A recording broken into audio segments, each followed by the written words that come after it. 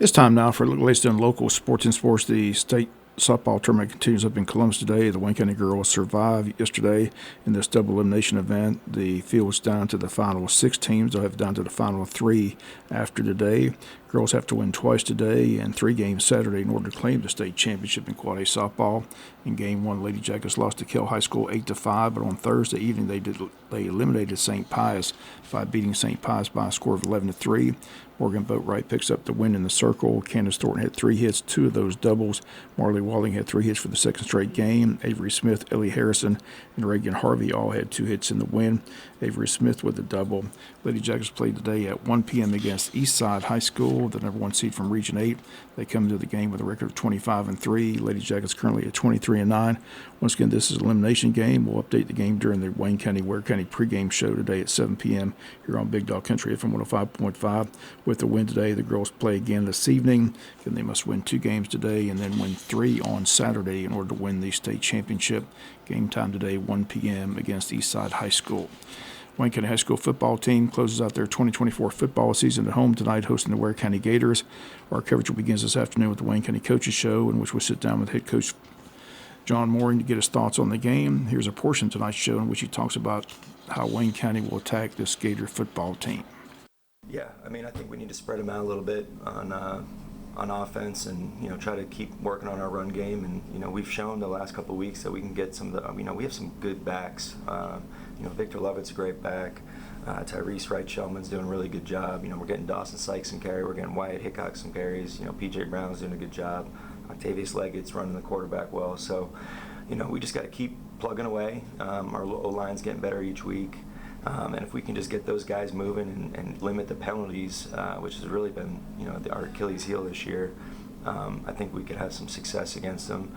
They are big and they are athletic on defense, so it's going to be a tough task, but it's we can do it. It's just we have to execute at a high level. And defensively, like I said, I'm going to try to stop the run the best we can. They have a really good stable of backs.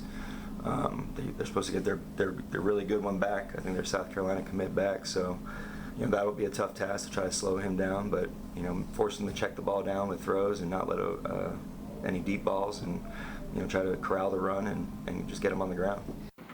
And again, you can hear all Coach Mooring's comments tonight on the Coaches Show. That airs at 6:30. That leads in our pregame show at 7 from the stadium. Kickoff tonight, 7:30. Tickets available today at the high school from 11:30 to 1. Also available all this week at Sheffield Sports Shop. And tickets available this evening at the stadium. Again, it's senior night. It's also recreation night. And rec football coaches and players encouraged to attend the game. They also have that trunk or treat event taking place outside the stadium this afternoon between 5 and 7 p.m. And it's Wayne County, Ware County tonight here on Big Dog Country, FM 105.5 FM. Other region action, last night Benedictine took on New Hampstead, and BC punched their ticket to the state playoffs. They beat New Hampstead 44-22. Again, New Hampstead and Wayne County, the 2 teams in the region that will not be advancing to the state playoffs this year in football. In region play tonight, it's Perry against Warner Robins at Warner Robins. Long County has to take on the Islands this evening. Big battle tonight in Baxley as Appling County hosts Pierce County. Pierce County is still unbeaten. Both teams head to the state playoffs next week, but again, a big battle tonight in Baxley.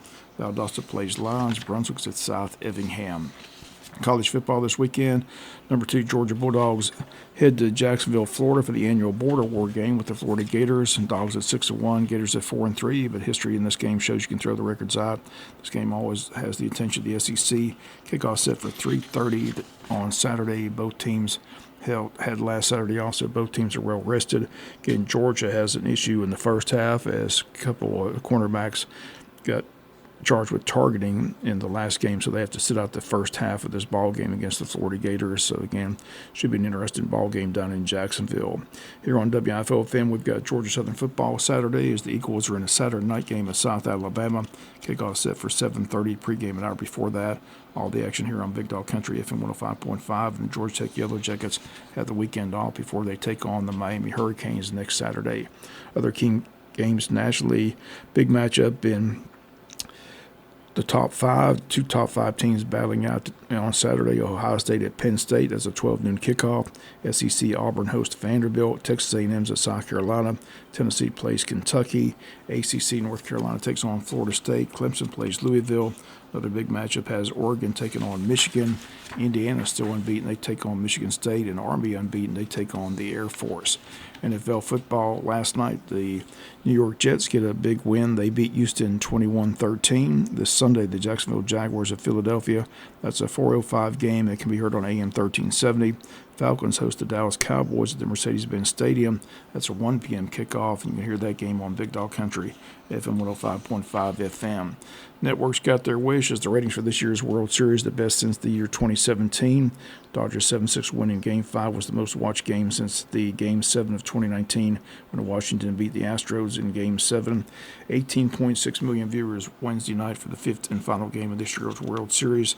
Parade set for this afternoon in Los Angeles. The Atlanta Braves make a trade yesterday. Jorge Soler is gone from Atlanta to the Angels in exchange for right-hand pitcher Griffin Canning.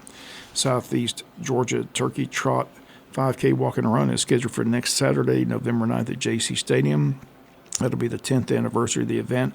Registration will open next Saturday morning at 7 a.m. at the stadium, with the race beginning at 8 a.m. Early registration can be done at active.com, or you can contact Miss Judy Beaver at 912-427-1096, extension 729. Again, the 10th anniversary of the annual Southeast Georgia Turkey Trot and Run. The date next Saturday, November 9th at JC Stadium. That's going to do it for latest in local sports.